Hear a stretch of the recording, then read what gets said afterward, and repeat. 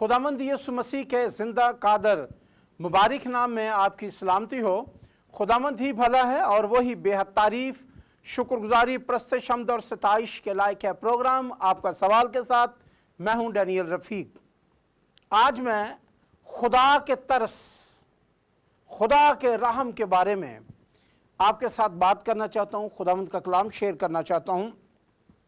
अगर आप पुराने अहदनामा के अंदर खुदा के तरस के बारे में जानना चाहते हैं तो ज़बूर 103 उसकी 13वीं आयत में लिखा है, जैसे बाप अपने बेटों पर तरस खाता है वैसे ही खुदावंद उन पर जो उससे डरते हैं तरस खाता है।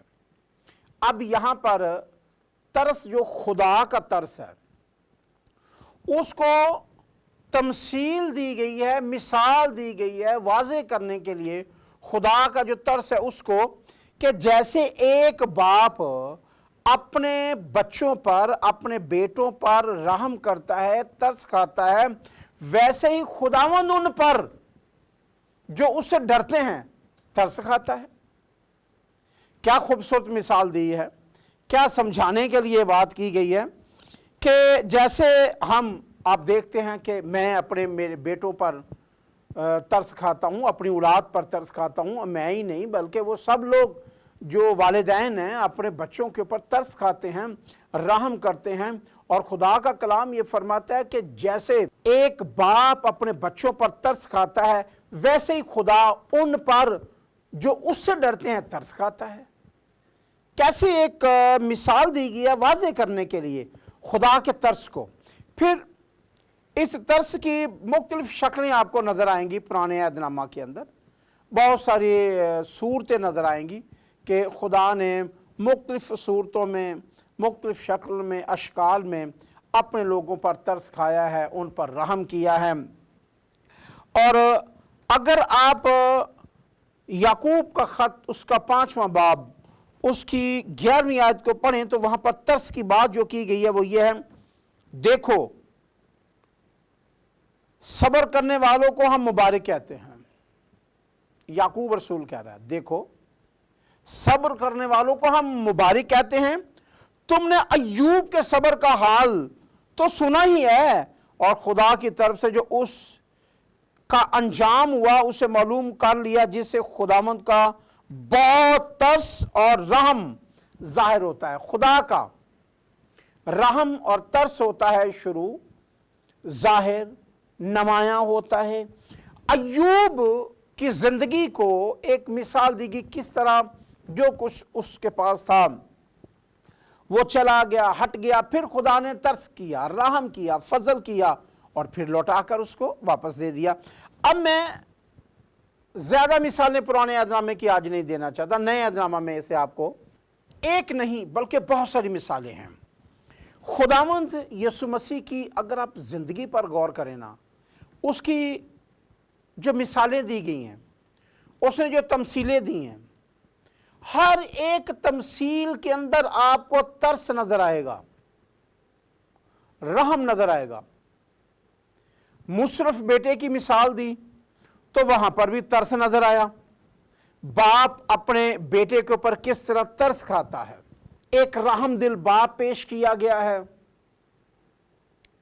तो अगर आप यीशु के मोजज़ात को, यीशु मसीह की तालीमात को, ज़मीनी 33.5 साला जिंदगी पर गौर कर लें, आपको खुदावंद मसीह की जिंदगी के अंदर तरस, रहम, फजल, तरस, रहम, फजल के सिवा कुछ नजर नहीं आएगा। जैसे कि मत्ती नामा बाप उसकी 36वीं आयत में लिखा है, खुदावंद यीशु मसीह को एक भीड़ के ऊपर तरस आया। लिखा है, और जब उसने भीड़ को देखा तो उसको लोगों पर तरस आया, क्योंकि वो उन भेड़ों की मानिंद जिनका चरवाहा ना हो, खस्ता हाल और परागंदा थे। अब यहां पर जो तस्वीर, मंजरकशी पेश की गई है, जो आंखों देखा हाल इस मत्ती रसूल ने, जो यीशु मसीह का शागिर्द था, जो बहुत قریب سے دیکھنے والا، نزدیک سے دیکھنے والا، وہ کیا ایبزرو کر رہا ہے، وہ کیا چیک کر رہا ہے، کیا دیکھ رہا ہے کہ جب اس نے کہا کہ جب اس نے بھیڑ کو دیکھا، ایک بہت بڑی جمع غفیر ہے، ایک بہت بڑی بھیڑ ہے، کراؤڈ ہے، اس کو دیکھا تو لوگوں پر ترس آیا۔ ترس آنے کی وجہ کیا ہے؟ آگے لکھا کیونکہ وہ ان بھیڑوں کی مان جن کا چرواہا نہ ہو۔ کبھی آپ نے ایسی بھیڑوں کو دیکھا ہو جنگل میں جن کا چرواہا نہیں ہے، ان کو جنگلی درندے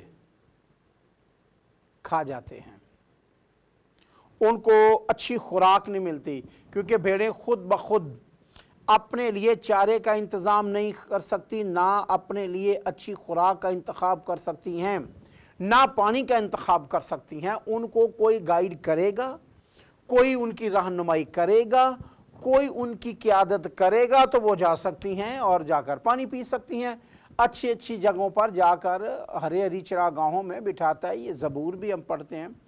تو خداوند نے دیکھا کہ ایک ایسی بھیڑ ہے جن کا چرواہا ہی نہیں ہے، اس کو ہم یوں کہہ سکتے ہیں کہ بے لگام، ایسی زندگی جس کا کوئی رہنما نہیں ہے، جس کی کوئی قیادت کرنے والا نہیں ہے، جس کو کوئی لیڈ کرنے والا نہیں ہے، جس کی کوئی داد رسی کرنے والا نہیں ہے۔ اور لکھا ہے ایسی بھیڑ پر اس کو ترس آیا کیونکہ خستہ حال۔ یہ جو لفظ خستہ حال ہے نا، میں نے اس کو دیکھا، اس کو اردو میں اس کے معنی دیکھ رہا تھا، اس کا مطلب ہے خراب حال، برا حال، پریشان حال، بد حال۔ ایسا شخص، ایسی زندگی جو مسیح کے بغیر ہے، اس کا برا حال ہے، وہ پریشان حال ہے، اس کا خراب حال ہے۔ کلام کے اندر لکھا ہے جب اس نے بھیڑ کو دیکھا تو اس کو لوگوں پر ترس آیا، کیونکہ وہ ان بھیڑوں کی مان جن کا چرواہا نہ ہو، جن کو کوئی رہنمائی کرنے والا نہ ہو، جن کی کوئی حفاظت کرنے والا نہ ہو، جن کی کوئی داد رسی کرنے والا نہ ہو۔ ایسی بھیڑیں جو زخمی ہو جاتی، جن کے زخم اچھے کرنے والا کوئی نہ ہو، مرہم پٹی کرنے والا کوئی نہ ہو، علاج معالجہ کرنے والا کوئی نہ ہو۔ کلام فرماتا ہے خستہ حال، یعنی برا حال، پریشان حال۔ اور لکھا ہے کہ اس کو ان پر ترس آیا کیونکہ وہ ان بھیڑوں کی مان جو پراگندہ ہو گئی ہے نا، اس کا مطلب پراگندہ کا مطلب ہے پریشان، حیران، منتشر ہو گئی ہیں، تذبذب کا شکار ہے۔ پھر اس کے لیے ایک اور لفظ ہے تتر بتر ہو گئی ہیں۔ اس کو ان پر ترس آیا، ان پر رحم آیا۔ پھر میں ایک اور مثال آپ کے سامنے رکھنا چاہتا ہوں، ایک کوڑی کی۔ مرکس کی انجیل اس کا پہلا باب، اس کی 40ویں آیت سے لے کر 42ویں آیت میں آپ کے سامنے پڑھنا چاہوں گا۔ اور ایک کوڑی نے اس کے پاس آ کر اس کی منت کی اور اس کے سامنے گھٹنے ٹیک کر اس سے کہا کہ اگر تو چاہے تو مجھے پاک صاف کر سکتا ہے، اگر تو چاہے تو مجھے پاک صاف کر سکتا ہے۔ اگلی بات، اس نے اس پر ترس کھا کر ہاتھ بڑھایا، اسے چھو کر اسے کہا میں چاہتا ہوں۔ تو چاہتا ہے کہ میں شفا پاؤں؟ میں تو چاہتا ہوں، اور پاک صاف ہو جا۔ اور فی الفور اس کا کوڑ جاتا رہا اور وہ پاک صاف ہو گیا۔ اب یہاں پر غور کریں، خداوند یسوع مسیح ایک کوڑی جس کو کوئی پوچھنے والا نہیں ہوتا، وہ اس بھیڑ کی مانند ہے جس کا چرواہا نہیں ہے، جس کو درندوں نے زخمی کر دیا، جس کو بھوک لگی ہوئی ہے، اس کو پتہ ہی نہیں ہے کہ چارہ ہے کدھر، چراگاہ ہے کدھر۔ جس کو پیاس لگی لیکن اس کو پتہ ہی نہیں ہے کہ تازہ چشموں کے پانی ہے کدھر، چشمہ تازہ ہے کدھر۔ یہ کوڑی اس شخص کی مانند، اس بھیڑ کی مانند ہے، اور کوئی اس کو پوچھنے والا نہیں ہے۔ کلام کے اندر لکھا ہے اور اس نے اس کو پاس آ کر خود گیا اور اس نے اس کے پاس آ کر اس کی منت کی اور اس کے سامنے گھٹنے ٹیک کر اس سے کہا کہ اگر تو چاہے تو مجھے پاک صاف کر سکتا ہے خداوند، میں پیاسا بھی ہوں، میں بھوکا بھی ہوں، میں زخمی بھی ہوں، میں رد کیا گیا ہوں، میں ددکارا گیا ہوں، میں ریجیکٹ کیا گیا ہوں، میں فیل ہوں، میں ناکام ہوں، میرا کوئی اپنا نہیں ہے۔ تو خداوند یسوع مسیح اس کے پاس جب اس نے منت کی کہ اگر تو چاہے تو مجھے پاک صاف کر سکتا ہے، تو آگے مجھے بہت اچھا لگا جواب یسوع مسیح کا، بہت اچھا لگا۔ جب اس رد کی ہوئے شخص نے، ددکارے ہوئے شخص نے، ریجیکٹ کی ہوئے شخص نے، فیل شخص نے اس کے پاس آ کر گھٹنے ٹیک کر اسے سجدہ کیا اور اس سے منت کی اور کہنے لگا اگر تو چاہے تو مجھے پاک صاف کر سکتا ہے، مجھے کسی روحانی شخص نے اچھا نہیں کیا،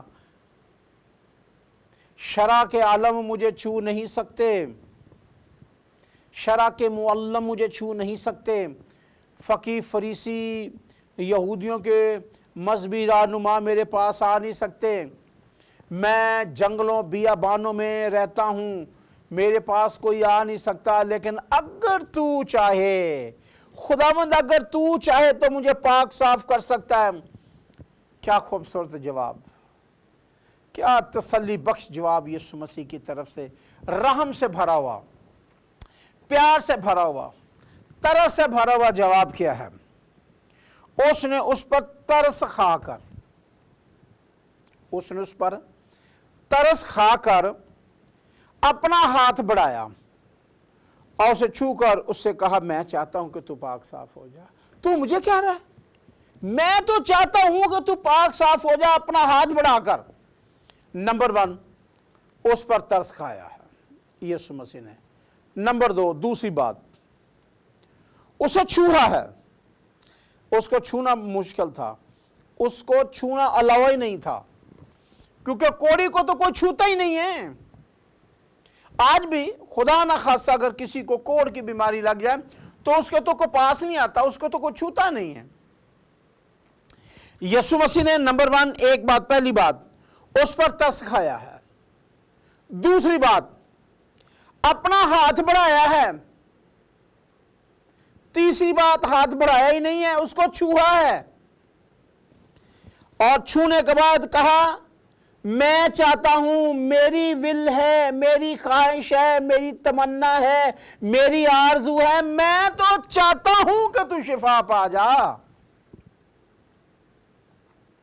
یہ اس کا رحم ہے، یہ اس کا ترس ہے جو انسانوں کے اوپر ہے۔ پھر پولس رسول رومیوں کے خط میں ترس کی تعلیم یوں دیتے ہیں۔ رومیہ نامہ باب اس کی 14ویں اور 15ویں آیت میں لکھا ہے پس ہم کیا کہیں، یہ سوال ہے، یہ ایک سوال ہے۔ پولس رسول رومیوں کے خط میں نامہ باب کی 14ویں 15ویں آیت میں کہتے ہیں پس ہم کیا کہیں، یہ سوال ہے۔ پھر آگے ایک اور سوال، کیا خدا کے ہاں بے انصافی ہے؟ ہرگز نہیں، ہرگز نہیں۔ پھر کیونکہ وہ موسیٰ سے کہتا ہے کہ جس پر رحم کرنا منظور ہے اس پر رحم کروں گا، اور جس پر ترس کھانا منظور ہے اس پر ترس کھاؤں گا۔ یہ تو خدا کے کلام کے اندر لکھا ہے، جس پر رحم کرنا منظور ہے اس پر رحم کروں گا، جس پر ترس کھانا منظور ہے میں کھاؤں گا۔ اور ہمیں بھی چاہیے جو ہم اس کے لوگ ہیں، ہم اس کے نام سے کہلواتے ہیں، ہمیں بھی لوگوں پر ترس کھانا چاہیے، دوسروں پر ترس کھانا چاہیے۔ اور اگر ہم ترس نہیں کھاتے تو پھر ہم خدا کے لوگ نہیں ہیں۔ ایک بہت بڑی مثال ہے جو اکثر تمثیل جو یسوع مسیح نے دی، لوگ، خادم، مناد، بھگت یہ تمثیل کسی فوتگی کے اوپر اکثر یہ پیغام دیتے ہیں جی امیر آدمی اور غریب آدمی جو لازر ہے اس کی مثال دیتے ہیں. کہتے ہیں جی امیر آدمی اور غریب آدمی, اور وہ شروع کرتے ہیں زیادہ تر لوگ کہ جی ایک دولت مند تھا, اور لکھا بھی ایسے ہی ہے, وہ مہین کتان بڑے اچھے کپڑوں کا ذکر کیا گیا, قیمتی کپڑوں کا ذکر کیا گیا کہ وہ بڑے عالی شان طریقے سے رہ رہا ہے, اس کے پاس بہت کچھ موجود ہے. اور یہ بھی لکھا ہے کہ اس کے گھر کے باہر ایک غریب آدمی جو ناسوروں سے یعنی زخموں سے بھرا ہوا شخص ڈال دیا گیا تھا, اور جو کھانا جو ٹکڑے اس کے کتے کھاتے تھے, جو ان سے بھی بچ جاتا تھا وہ کھاتا تھا. اب ذرا آپ نے غور کرنی ہے کہ کتنی بری حالت اس کی ہوگی کہ وہ کتے جہاں پہ رہتے ہیں کتے بھی اس کے زخم چاٹتے ہوں گے. اور فلم یہ آپ کسی وقت ضرور دیکھیے گا دولت مند کی اور لازر جو غریب ہے اس کی. تو لوگ اس کی تفسیر یوں کرتے ہیں کہ جی ایک دولت مند جو تھا اس کے پاس بہت کچھ تھا, اس نے دولت کی وجہ سے وہ جہنم میں چلا گیا, وہ دوزخ میں چلا گیا, وہاں پہ رونا تھا, دانتوں کا پیسنا تھا. میں کم از کم اس بات کے ساتھ اتفاق نہیں کرتا کہ اس کی دولت اس کو جہنم میں لے کر گئی ہے. دولت انسان کو جہنم میں نہیں لے کر جا سکتی. ہاں وجہ کیا ہوئی؟ تو پھر کیوں ہم یہ کہتے ہیں کہ ایک غریب ہے, ناسوروں سے زخموں سے بھرا ہوا شخص ہے, وہ تو بڑا بہشت میں چلا گیا, ابراہیم کی گود میں چلا گیا, اور ابراہیم کی گود سے مراد بہشت ہے, فردوس ہے, جنت ہے, پیراڈائز ہے, خدا کی بادشاہی ہے, خدا کی حضوری کی علامت ہے. اب کیا وہ غریب ہونے کی وجہ سے وہاں پر گیا ہے؟ تو اس کا مطلب ہے کہ جتنے دولت مند ہیں وہ تو جنت میں اگر جانا چاہتے ہیں تو وہ غریب ہو جائیں. پھر اس کی تفسیر یہ بھی نہیں ہے. اچھا, جو دولت مند تھا اس کو دولت اس کی جہنم میں لے کر نہیں گئی, اس نے لازر کے اوپر رحم نہیں کیا. اصل وجہ یہ تھی, اس نے لازر کے اوپر ترس نہیں کھایا. اس کو تو چاہیے تھا کہ وہ لازر کے اوپر رحم کرتا اور کپڑے اس کو دیتا, اس کی مدد کرتا, اس کے علاج معالجے میں جتنا وہ دولت مند شو کیا گیا ہے. اس نے اس غریب کے اوپر ترس نہیں کھایا. ترس نہ کھانے کی وجہ سے وہ جہنم میں گیا ہے, کیونکہ یسوع مسیح نے ایک پہاڑی واز میں بڑی ساری باتیں اس کی بڑی خوبصورت ہیں, کمال ہیں, اور یہاں پر ترس کے حوالے سے جو یسوع مسیح نے بات کی ہے, کیا افضل کیا اعلیٰ بات کی. متی 5واں باب اس کی 7ویں آیت میں لکھا ہے, مبارک ہیں وہ جو رحم دل ہیں. مبارک ہیں وہ جو رحم دل ہیں, کیونکہ ان پر رحم کیا جائے گا. اب اس پہاڑی واز میں ایک عظیم دنیا کے عظیم ترین خطبے میں یسوع مسیح نے تعلیم دی اور فرمایا مبارک ہیں وہ جو رحم دل ہیں, جن کے دل کے اندر رحم ہے, جن کے دل کے اندر ترس ہے, جن کے دل کے اندر دوسروں کے لیے محبت ہے. ان کو خدا کا کلام کہتا ہے کہ تم مبارک ہو. پھر اگلی بات کی گئی, مبارک ہے وہ جو رحم دل ہیں. پھر دوسرا حصہ اس آیت کا ہے, کیونکہ ان پر رحم کیا جائے گا. جو رحم کرتے ہیں ان پر رحم کیا جائے گا, جو ترس کھاتے ہیں ان پر ترس کھایا جائے گا. لازر کے اوپر اس دولت مند آدمی نے ترس نہیں کھایا, رحم نہیں کیا, اس لیے اس پر بھی رحم نہیں کیا گیا. دولت اس کو جہنم میں نہیں لے کر گئی, کیونکہ کلام کے اندر لکھا ہے रहम करो तुम्हारे ऊपर रहम किया जाएगा, तरस खाओ तुम्हारे ऊपर तरस खाया जाएगा, दिया करो तुम्हें दिया जाएगा, दूसरों का गुनाह माफ करो तुम्हारे गुनाह माफ होंगे, दूसरों को जो गिर गए उठाओ तुम उठाए जाओगे।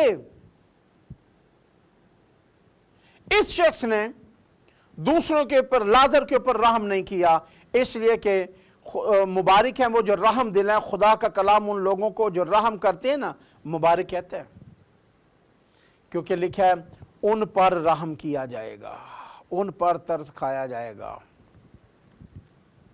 इस शख्स ने, अमीर आदमी ने लाजर के ऊपर रहम नहीं किया, तरस नहीं खाया, इसलिए उसको जहन्नम में उसकी दौलत लेकर चली गई।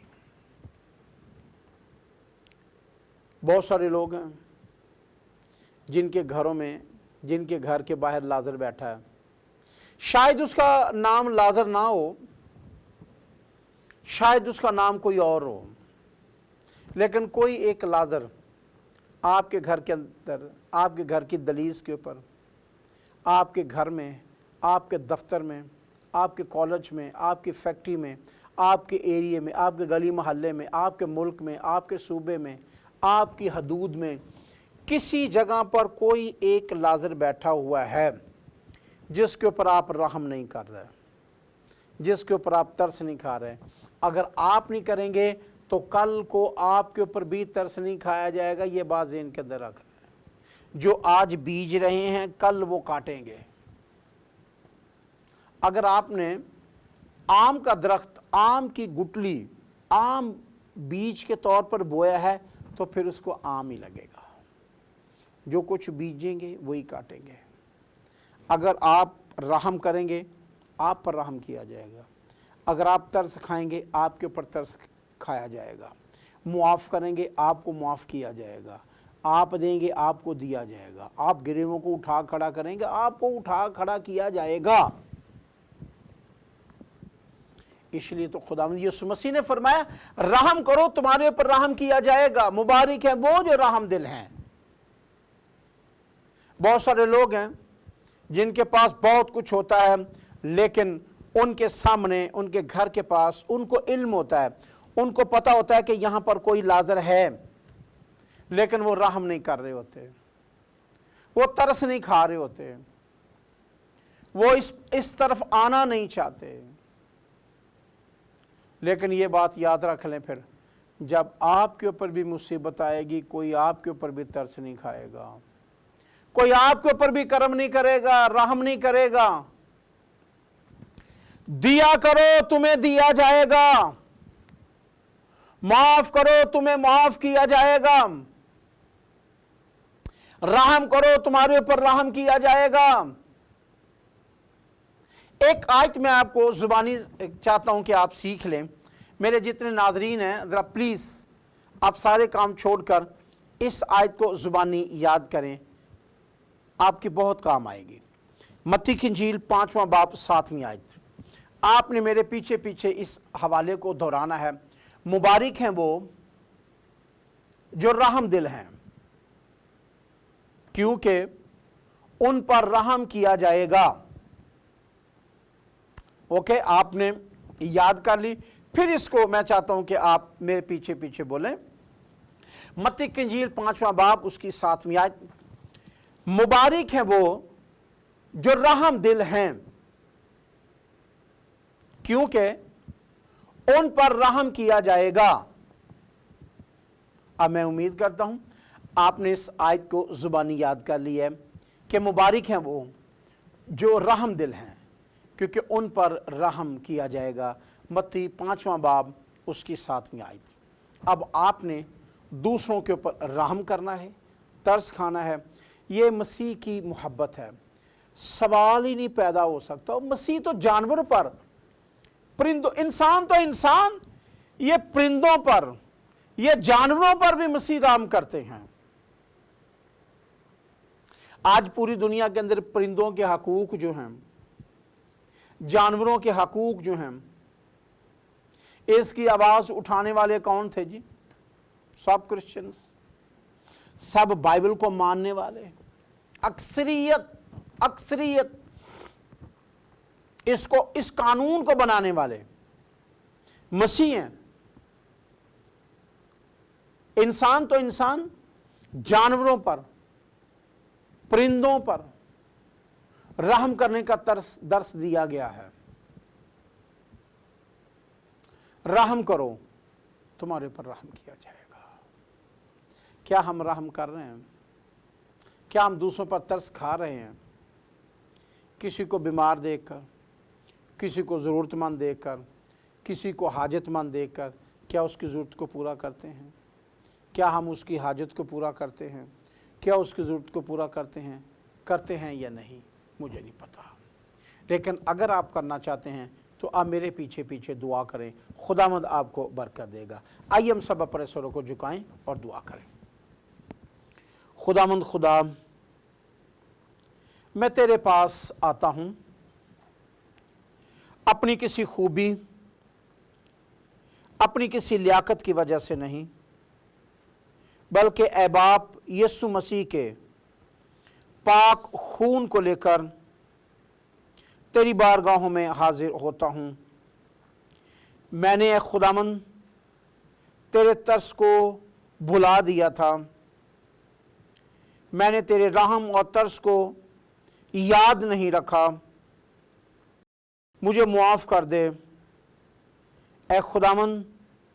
आज के बाद मैं रहम करूँगा, मैं तरस खाऊँगा, मैं मुआफ़ करूँगा, क्योंकि तेरे कलाम के अंदर ये लिखा है, मुबारक हैं वो जो रहम दिल हैं, क्योंकि उन पर रहम किया जाएगा। ऐ खुदावंद, मुझे तौफीक बख्श कि मेरे पास अगर कोई लाज़र जैसा ज़रूरतमंद, हाजतमंद आए तो मैं खुदावंद तेरे नाम से उस पर रहम करूं, तरस खाऊं। मुझे अपने कलाम के मुताबिक अमल करने की तौफीक दे, मसीह के नाम में, आमीन। मेरी बहन, मेरे भाई, मैंने कलाम का हिस्सा जो आपके सामने बयान कर दिया है, पेश कर दिया है। अब पता नहीं कि लाज़र कहाँ पर है। कोई एक लाज़र है, कोई बहन, कोई भाई जिसके ऊपर रहम करना चाहिए, आपने नहीं किया। तो आज के बाद, आज की दुआ के बाद आपने उन पर रहम करना शुरू कर देना है, क्योंकि कलाम के अंदर लिखा है कि रहम करो तुम्हारे ऊपर रहम किया जाएगा, मुआफ़ करो तुम्हें मुआफ़ किया जाएगा। आपने मुआफ़ करना है और मसीह होने का सबूत देना है। अगर आप दूसरों पर रहम करेंगे तो फिर खुदावंद आपके ऊपर रहम करेगा, क्योंकि सलीब का पैगाम मोहब्बत का पैगाम है, रहम का पैगाम है, तरस का पैगाम है। और यीशु मसीह की हयात तैयबा के अंदर रहम, तरस आप देख सकते हैं। अगर आप उसकी पैरवी करते हैं तो ये आपकी ज़िंदगी के अंदर ज़रूर होना चाहिए। God bless you.